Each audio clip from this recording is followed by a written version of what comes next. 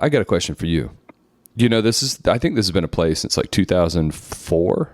I think that's what I read. Maybe 20 years. I think it's 20-year anniversary. Maybe it's why they released this now. I heard they had some issues during the strike, or the actor strike, that kind of held things up. But had you seen the play? Were you familiar with it? Yeah, I've heard of the play before from basically everyone in the whole world. Sure. Of all time. You've obviously seen the original Wizard of Oz. For sure. Yeah, of course. How long ago did you watch the OG that came out in the 30s? It's been a long time, man. Probably since I was like a teenager or so, when I think about it. Do you remember the first time you saw it? No. I used to have, I mean, it's funny, I've been watching movies my whole life, like, obsessively. So my dad used to have like a whole bunch of Betamax tapes, like probably like 300 or 400. Oh, no shit. You had Betamax? That's cool. Yeah, and I would just like break the tape watching movies, so yeah. Anything I could. For me, back in I'd say the late 80s, I was born in 82, so probably like 88, 80, 87, really dating myself. But I think Wizard of Oz, the original, was like one of the first movies I ever saw, and I can remember. But I vividly remember being completely terrified. Like, it's the first time I can remember experiencing fear of the witch, Margaret Hamilton in the 30s version. She was so scary to me. It still is kind of creepy. I don't know if you feel the same way, or you pay any attention to her clips. She did some weird thing when she had gotten older, because Wizard of Oz came out in, I think, the late 30s, but she has a few clips floating around on YouTube because her Wicked Witch character is so iconic, and it's obviously what she's known for, where she went on Sesame Street and she played the Wicked Witch, and she was like terrifying Big Bird and like these Sesame Street characters. And I remember reading that Sesame Street had to pull it from air because it was too terrifying for young kids to watch. But it's pretty interesting to pull that up on YouTube and watch it. Anyways, yeah, I'm super familiar with that story. And Wicked, the Broadway play, I've seen twice. I saw it in Los Angeles and I saw it in New York. I didn't realize you'd seen the movie. Now, were you saying this whole like horrifying thing because you were tying it to the actress who's equally horrifying? Because that makes sense. Do you mean the one, Cynthia Erivo? Yeah, she's as horrifying, if not more so, if you watch her interviews. So I haven't, and I know I maybe that's a fault of mine for kind of skipping over that shit, but I can see where it's going, and I see the pictures and the screenshots of her sitting next to Ariana Grande, so and it's a little cringy. I mean, the pictures, but I haven't watched anyone speak. I've read blips. I think Cynthia Erivo was quoted by saying, or she had some sort of issue with one of the movie posters, maybe not showing her eyes or something like that. That's the extent that I know. Yeah, she lost her crap. Someone modified it to the actual Broadway poster. Okay. And it said, she's like, why would you hide my truth? Why would you hide my face and my eyes? And like, she's like losing her crap. The interviews are fucking weird. They're just saying random stuff like, Matt, but like, but if you're like reviewing like film, like, how brave. If you get like emotional, Matt, like if you have to cry, then you could. Here we go. If you gotta cry, you could cry. Yeah, Matt, and you're like, what the fuck are you talking about? It's so weird. Is it? I actually get to the point where you're like, I think drugs are involved. So like, I was trying to actually get like serious, like. Mm-hmm. They're obviously trying to grandstand their connection and the dearth of their emotion, I guess, for making this film and like what it meant to them, quote unquote, and then that would have been like par for the course, but it's like another layer to it. So it has to be like drugs involved or something else for how strange it is. Well, I mean, it could be another issue that is more psychological. Who knows, man? I mean, look, actors are eccentric people, and I think, by and large, and the little bit that I've interacted with some, it's weird to me that we idolize these people. It really is. I think I've said in a previous show that we have the wrong heroes now, 1,000%, and maybe the tide is shifting a little bit with the advent of social media and certain personalities and actual intellectual thinkers being able to get themselves out there and influence. Who knows? But the weird thing is, over the past, what would you say, 50 years, actors, musicians, people of that level of fame who have risen to the top in those industries are the people that we admire and idolize. And they are, by and large, I would say, people that we shouldn't. I mean, for what reason? Because you can play a character on camera like that. What the fuck does that mean? I respect really the art and the ability a- to do it, but the idolization is fucked up. It's backwards. Yeah, I think I was seeing a chick a while ago. It didn't work out. I don't remember why. I just stopped seeing her. But like, we're on a date, and she said something about like actors. She's like, what, people that are professional liars for a living that like play dress up? She's like, yeah, miss me on that. And I was like, ooh, I like you. Like, she was like, yeah, she was making the point like, why do I look at these people as some like beacon of anything? Yeah. And well, it's the power of entertainment and escapism. I mean, if you can provide that for people, then people are going to be drawn to you, I think. But I mean, these actors are put into a system, right? They're put into the Hollywood system, and they're made to look amazing. Not to say they don't have innate abilities and things that they bring, a natural charisma, but when you're plugged into that system, you're going to do pretty fucking well for yourself, and people are going to admire you, just the way it goes. I don't know how much time you want to spend on this. It was interesting to me. This is something I never ever would have watched on my own, but you chose this not knowing the Broadway show and the storyline behind that, and you sat through it. I'm assuming you sat through the whole thing and paid pretty good attention to it. Yeah, I didn't pay any money, thank God. Yeah, everyone. It's funny. I brought this up at work today, and all of the lovely people I work with, well, not all of them, many of them were of a differing opinion about how great it is. Now, of course, everyone that differed from my opinion, it was funny, have seen the Broadway show. Yeah. And then I opened with a joke. I was doing it sardonic, as I usually do. I was like, it's a horrible movie, right? I was like, it just wasn't good. And I brought it up. I think the first thing I started doing is I'm in the middle of our meeting and I make a joke and I start talking, and then I sing, Matt, about the review that we're doing. But then I go back to talking about the review of the movie. But then I sing, Matt, I sing again without any chorus or harmony or melody. And then I go back to talking. And it's like, there's not a single song in this film. And let me be clear, that means a song that starts is a good 2 or 3 minutes and then ends. It doesn't happen. Okay, that's number one. It doesn't have fucking songs in it. Like, I thought I would walk away. They call it earworms. Like, I thought I'd walk away with some earworms. I can't remember anything. And I walked in saying, hey, be fair. Like, the whole music thing. I don't dislike music. I like musicals, like Seven Brothers, Sound of Music, all the Disney movies. I really do like them. I could sing their song, Bless Her Beautiful Heart, wherever she may be. Like, oh, shit. I didn't know you like musicals. Okay. The good ones, like, because I like the singing, right? Like, it's got a good... It's catchy. It's memorable. Yeah, catchy. The song serves a purpose in the story, is what you're saying.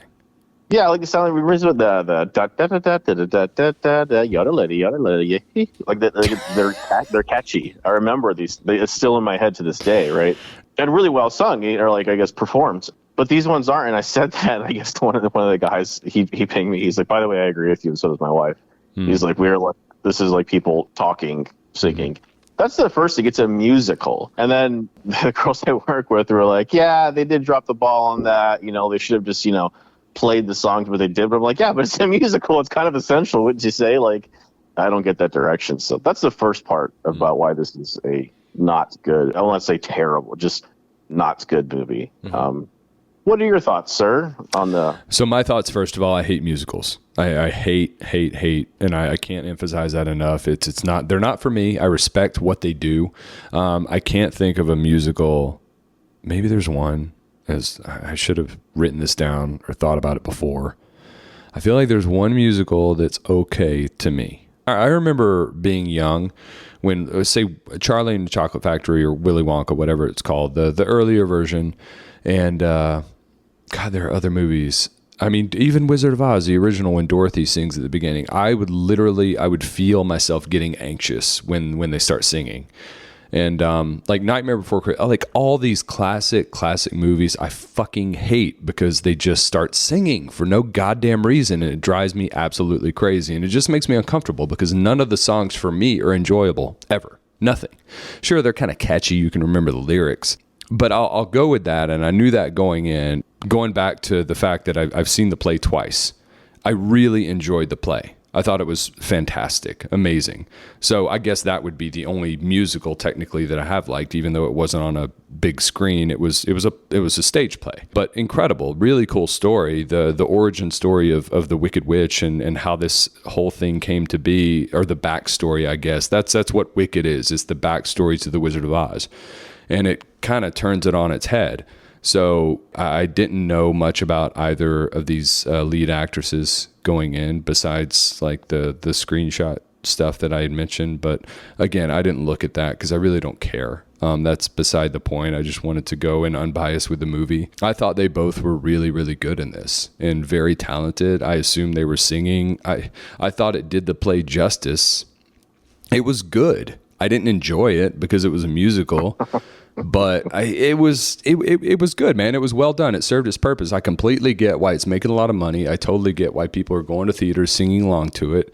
I understand it. I think that with the task they were given to put this play on the big screen, I think they succeeded very, very well. It's not a hard task. It's a fucking play. I do, man. I do. It's just a fact, dude. Like I was gonna. No, I know. I'm just saying it's not like people like that's the task before them.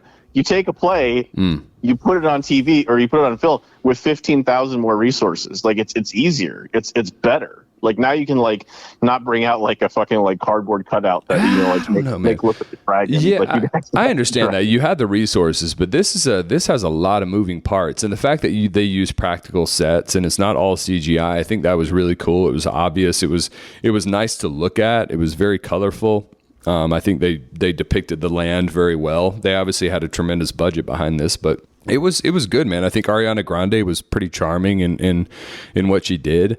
She played that character well, because I do remember about the character watching the live performance. I can't remember the actresses. I didn't see Kristen Chenoweth. It was someone else who played Galinda. Yeah, Dina Lizdell. If the girls ever heard you say that, freak out because they're obsessed with them. Look, man, like even the premise of it. Here's a couple things that bother me. Is I've talked about this before. Modern progressives that are dysgenic weirdos. Dysgenic's a perfect word, just like this character is, the green one. They try to turn things that are dysgenic, weird, abnormal, degenerate, and make it, evil, supposedly. Like that, people will call that, label that as potentially normal or good. And they keep doing it in a lot of films. The most recent failure was the Star Wars episode. What Harvey Weinstein's assistant made it. The gay woman and her wife is in. I only mention it because she was obsessed with making it the most gay Star Wars, as she called it. Right. Anyway, the gayest Star Wars. What? She called it. She was. Yeah, she did not. Yes, she did. Yes, she did. She wanted to make the yes. There's interviews of her. They say like, "Isn't this the gayest Star Wars?" She's like, "Yeah." Anyway, it's called The Acolyte. That's what Acolyte. Okay. Acolyte. That one was like a $300-400 million bomb, and the whole concept, if you're ready for it, is what if the Jedi are the bad guys, right? What if all along you got there? So people have done this a million times, and the reason they're doing it is because of that progressive thing. They're trying to justify their own behavior. The irony then is also the more look at some things. In some cases in history, what if the bad guys were the good ones in Malign? I haven't seen that more a lot lately, or vice versa, like Churchill, who was actually the bad guy, not a hero. Anyway, back to this. So they do that concept, which I'm not really a fan of. It can be done well, right? It's an interesting concept, but it's become kind of like the post-2010s formula. Now, I know this was sooner than, maybe this was like the original, the OG of these ones. And what it does is that it makes you make a really weird story. And I didn't get this because even like her sister, like having like what, I don't know, like child legs, or I don't know what her fucking problem was. Like, I don't know. She had a birth defect. Yeah, a birth defect, right? And so then I read the rest of the plot because, they only give you half of it in twice the amount of time to just stretch shit out, by the way. So I'm like, I can read the rest of the plot. And then I realized how like ham-fisted this is. I'm like, why does it open with adultery? Like, why is her mother like an adulterous whore? Like, why is that like a plot point? And I'm like, oh, because you have to be revealed that he's the wizard. Dumb. Then I'm like, okay, hey, why is like the kid crippled? Right? I'm like, oh, because she has to give her shoes, right?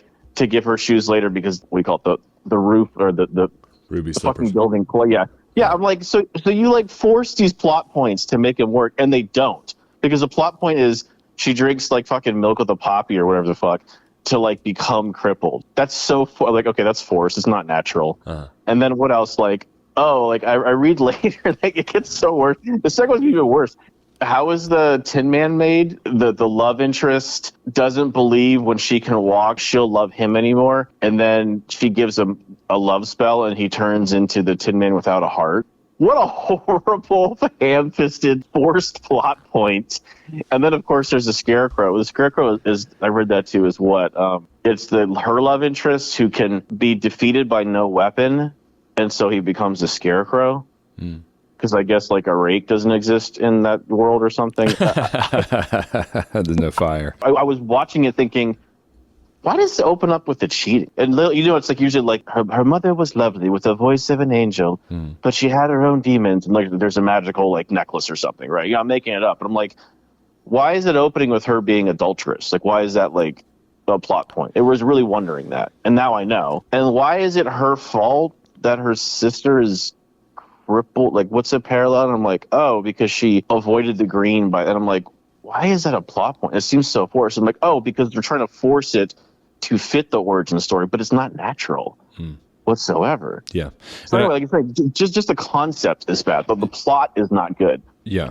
And I think that's a challenging thing with a situation like this, especially when you haven't seen the play. Theater plays are usually over the top in their plot and their execution and things like that. It's natural in that world, but they were incredibly true to the source material and what they had. So they didn't want to diverge too much from that. So that's what I see, because everything from what I remember seeing the play, it's exactly the same in the movie. So I do respect, on the other hand, the fact that they didn't try to twist really anything from what I saw. Maybe one of the characters, they switched the gender or something like that. But that's, again, old talk here. I mean, that's what Hollywood does now. They appease to that audience to fill that gap. But yeah, I completely understand, as you not seeing the play, how you would see that like this. It was exactly the same as the play. That's just my point. Yeah. So why did I bring in the whole diatribe? It's because, and again, I try and look at things like I look at everything. Like, again, I'm looking at like a story and I'm like, okay, what's the story here? Well, you take Wizard of Oz. And by the way, you kind of distort it because Wizard of Oz is supposed to be like milk toast evil, nothing really that bad.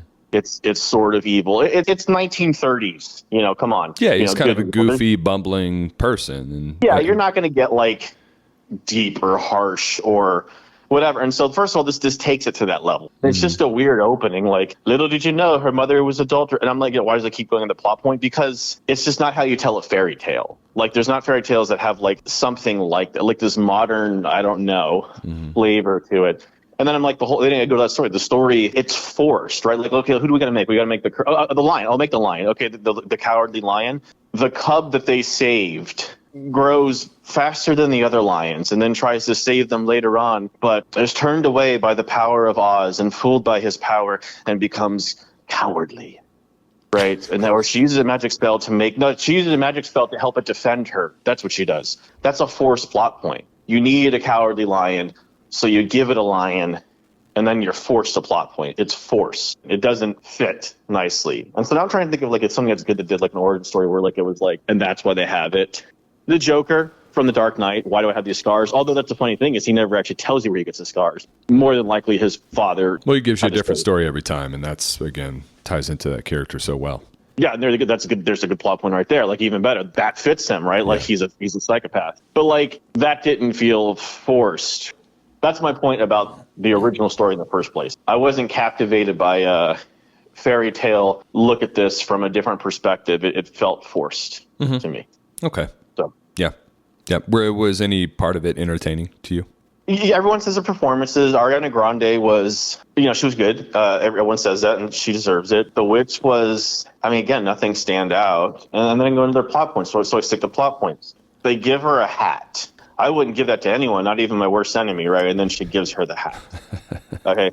And then she puts the hat on, which means she definitely looked in the mirror, definitely looked it up, and definitely felt she looked okay. She's not like 2 years old, right? She's not like a fucking idiot. Right. She's like, I think I look good, right? Like if I wore some, I don't know, some jean shorts, right? And I thought it looked good, but at least I looked at it and I was like, okay, I think this looks good. But she's immediately feels stupid when she shows up. Like she goes to the ball and she's immediately embarrassed. They make it seem like she's like has the pig's blood on her from fucking Carrie. Like in the first 5 seconds, I'm like, is it that much of a stop the whole entire? Because she's wearing a hat. The hat is enough to make everyone think she's hideous, disgusting. I'm like, again, a forced plot point to get a hat be a character in the movie. It's just these scenes, man. I'm just like, okay.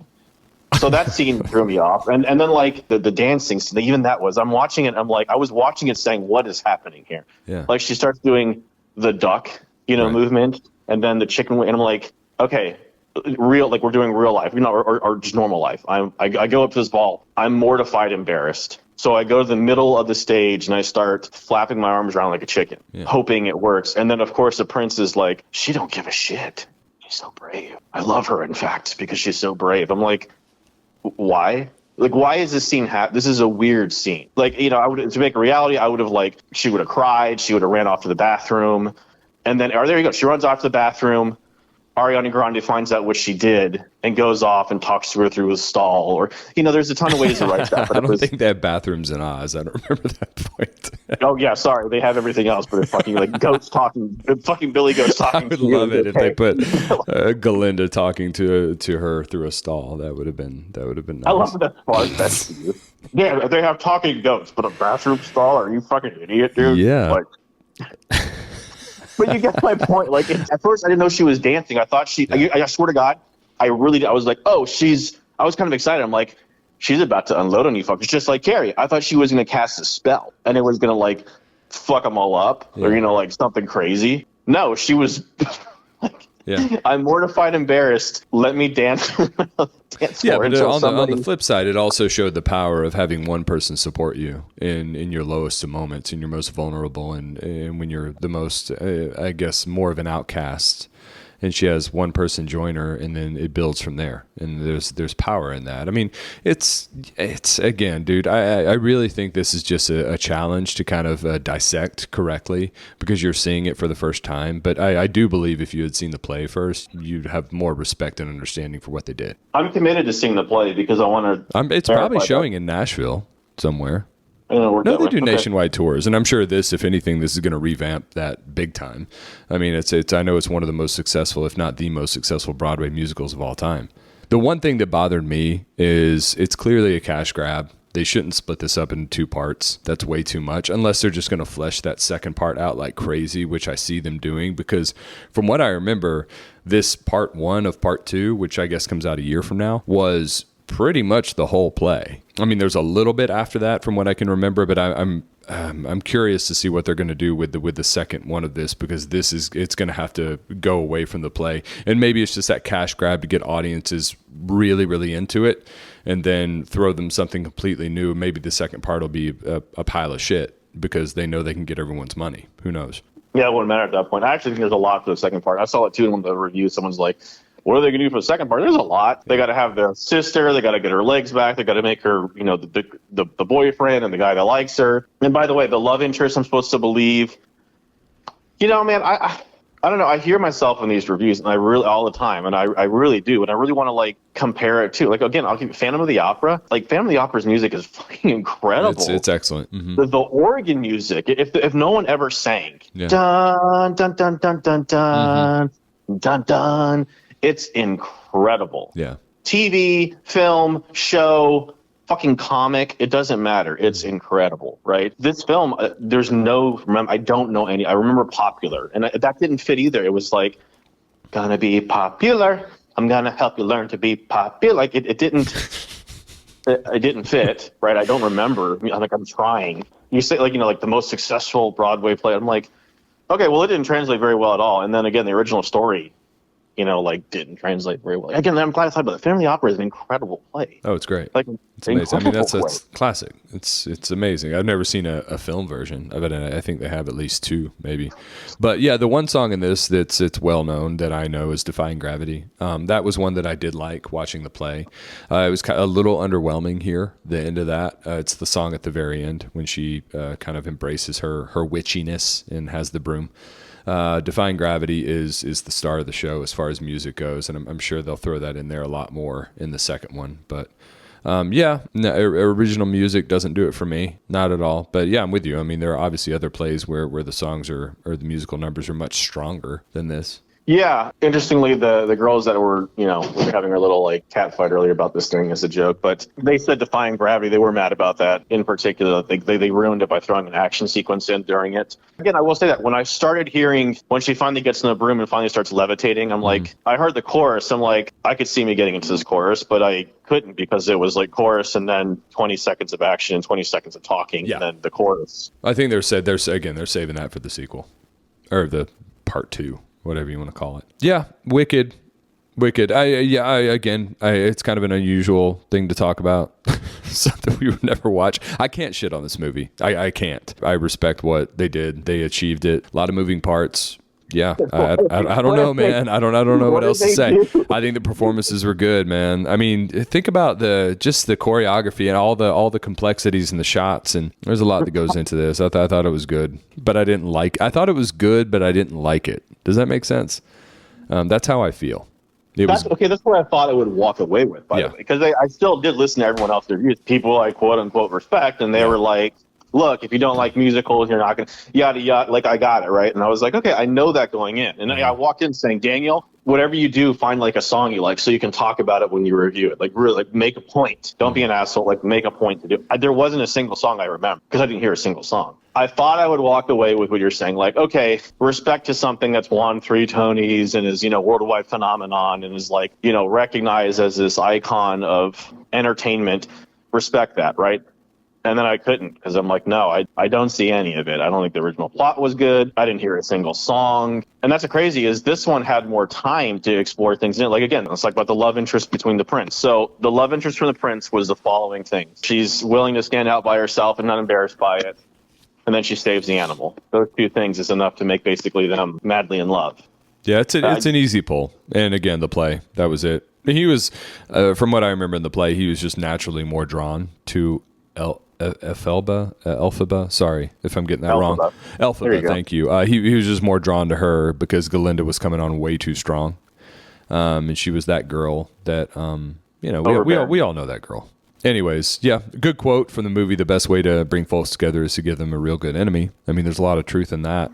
I will say when Goldblum went into that song at the end, I literally wanted to punch myself in the face when he started singing. I was like, "Are you fucking kidding? Like, are we really doing this again?" It just won't stop. Like, the music is just mind numbing to me. I do not like musicals. It just, fuck, man, they piss me off. Anyways, it was a good movie. Wait a minute, you're telling me you don't like musicals, Matt, when they come to your life. Oh my God. Could you imagine if life was like that and you were expected to, like, that was a normal way of communicating, and you were expected to break into a song every 10 minutes, regardless of what you were doing? Yeah, I mean, it would turn into an action horror movie because I would murder everyone. It would be like someone would be singing and you were like, oh, cool, he's going to murder him now, like in some creative way. Yeah. And then who is the what's the Asian chick's name? Not Michelle. The one who's in Crouching Tiger? Yeah. Michelle she's Yeoh? Great. Yeah. She's beautiful. Was it Michelle Yeoh? Yeah. She's great.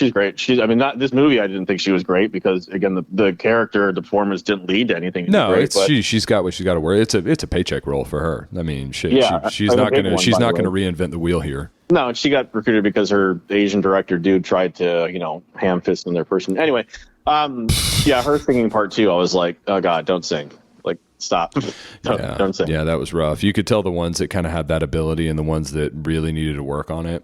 I think Erivo was good. I mean, she's obviously got some chops on her. Grande. That's how she became famous, right? Through music, I think. She's a musician by trade. There's some like red carpet interview I was watching, and she interrupts it narcissistically so I couldn't make this up. But still, in fairness, she interrupts it to sing, and she sounds really good. I was like, damn, she's got a fucking voice. Who? Which one? The black chick. Erivo, Cynthia Erivo?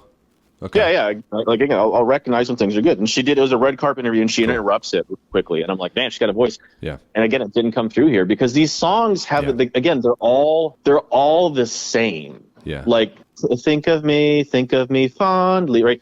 That was horribly delivered, by the way. You can tell the timbre of that song, right? Mm. Then there's like the Phantom of the Opera. Boom, bam, boom, bam, boom.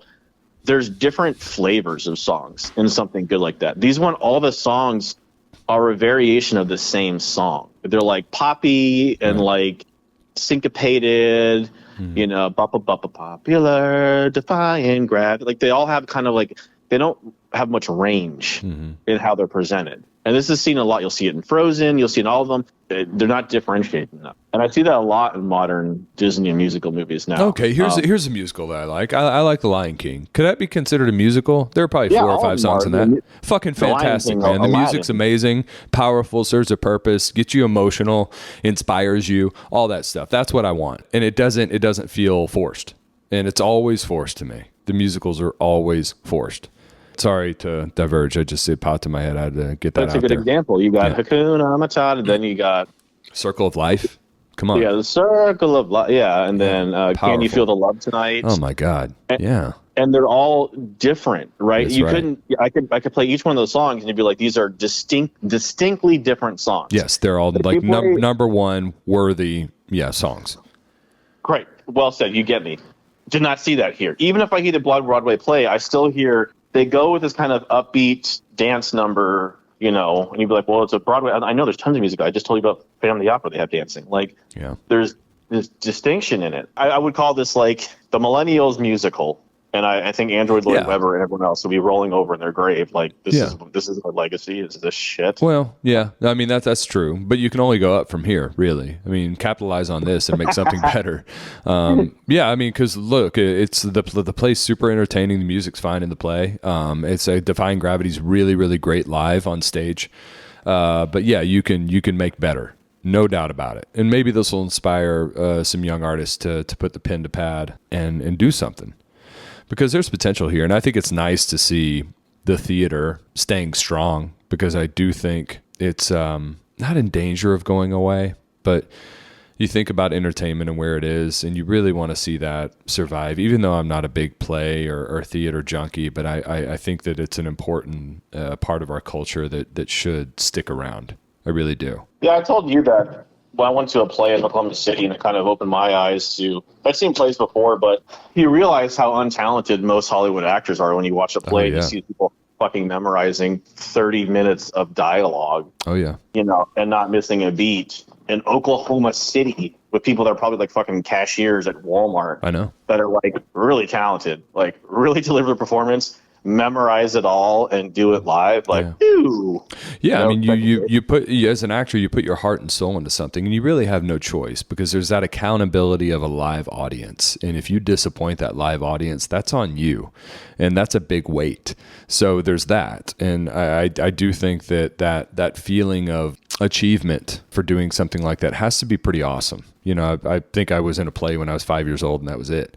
But I have so much admiration for theater actors and the ones that are really, really at the top of their game and the top of that field, because it's clearly not easy. It takes a shit ton of work.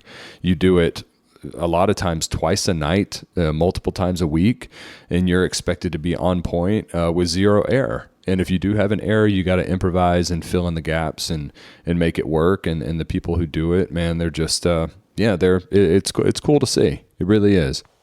Well, it's funny. We were talking about, while they were defending this absolute slop of a film called Wicked, they were talking about Harry Potter and like the adaptation. We're talking about the content adaptation from books to movies. And they're talking about the actors in the Harry Potter movies, like, are not the kids, are exceptional. The reason why is they're like the best working actors that the British, in Britain, for the past 30 years. And the reason also why is because they're all fucking stage actors. They've all done this stuff like real, I'm not pretend actors. So for them, it's like a Harry Potter film. Please, like, in my sleep, I could do that. And it shows, because they're all good. Yeah. Well, I wouldn't say in your sleep. I think it's apples and oranges. I mean, yes, it is the same thing, but when you're talking about a camera and being navigating that narrow space and staying in that range and being believable, I think that's a completely different thing. You've got to turn the volume up on stage, but just enough and stay believable. So they're very different animals, but I have no less respect for, well, that's not true. A little less respect for people who do it on camera. The ones who do it on stage, I think, are incredible, but I still do respect the masters who do it on camera. And there aren't many of those, but there's an art to that I can't deny. There's an art to being a good actor in general, sure. But then, like I said, you do surprise yourself when you're like, you watch like cuts of films and they can genuinely say like, wait, let me do the part again. They could cut like 15 cuts into one thing and you'll never know. A day of work could be one paragraph of dialogue on a page or one page of a script. It could be 2 reaction 25. shots. It could be you getting out of a car and looking at something and acting surprised. It could be that. That could be a full fucking day. Yeah, that's what I'm getting at. They get like a million takes for it, whereas like theater, it's like, well, I hope you got it right. Yeah, that's true in most cases, unless you're working with Eastwood. He gives you like 1 or 2, which I think is cool. Yeah. Okay, but I know there's a couple people. Yeah, Eastwood is he's that guy. If he gets it the first time, he's done. And if you ask him for another, he'll be like, "Why? You want to waste everyone's time?" Or at least that's what I've heard. So I dig that style. No bullshit. Let's bust out scores on this. Let's go back to the 10-point situation. What do you say? Yeah, we could. So it's a 5.5. 5.5. Very mediocre. Okay, I'm going 7.1. Right. I don't know what they're paying you, but you know. I wish they would. Yeah, I hope somebody links up with me after this because I need it. All right, man. Yeah, that was that. Let's go see the play sometime. Okay, it'll be fun. We'll do a little bro date to see Wicked. You're still dating a woman, right? You can go around, man. It's okay. Yeah, it's 2024, almost 25. We can be flexible with this stuff. Yeah. Now I get how the score came out. Okay, that makes more sense now. All right. Okay.